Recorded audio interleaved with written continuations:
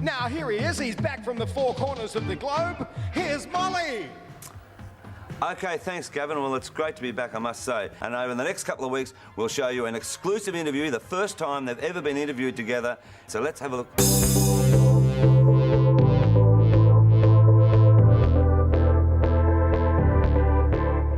Welcome to Countdown. Thanks, Molly. Thanks, Molly. Good to see you again.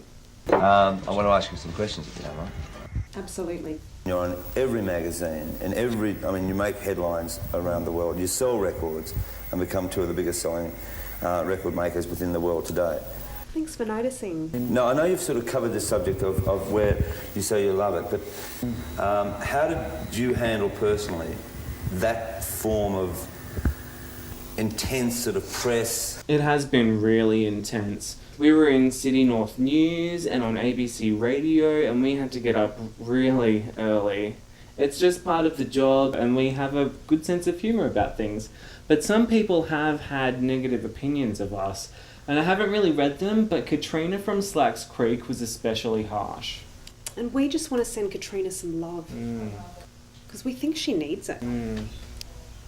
We're just doing what we love and having fun, and some people don't like fun. Our hope is that people get as much fun and enjoyment out of it as we intend. Yeah. You've got the image, and you've certainly got the intelligence. You both have transcended every age group for different reasons. I mean, do you find that? Well, time doesn't exist in the universe the way it does on Earth. We're living in universal time. So people can get into us at any age, at any time of their lives, in any era of history. You know who's a big fan of ours, Molly? King Henry VIII. He was still listening to early Aretha Franklin before he found us. May she rest in peace. You know who's also a fan of ours? Pluto. Oh, Plato. Plato? Did you know that Play-Doh was green before they invented all the other colours? No, I didn't know that. No. Green. Amazing. When did you realise that you had a really unique voice? I was in kindy, and it was the end of year performance of the story of Jesus' birth, and some kid was playing Joseph. And then at the end of the show, the teacher turned to us and asked if anyone would like to say anything, and that was my moment. I took the microphone and sang Twinkle, Twinkle, Little Star, and I remember the audience smiling at me, everyone gave me the clap, and then the teacher took the microphone from me and said, "Excuse me, sir, get off the stage. This is for the students." And that's when I knew I am unique. Yeah, I remember that. I was there that day. Mark, you really do have a unique voice. Okay, I saw you last night, and the thing that amazes me is that there is very little dressing up as far as you're concerned with your lighting or anything like that. It's pure just the music itself. Is that the way you've always wanted it, and it'll remain like that?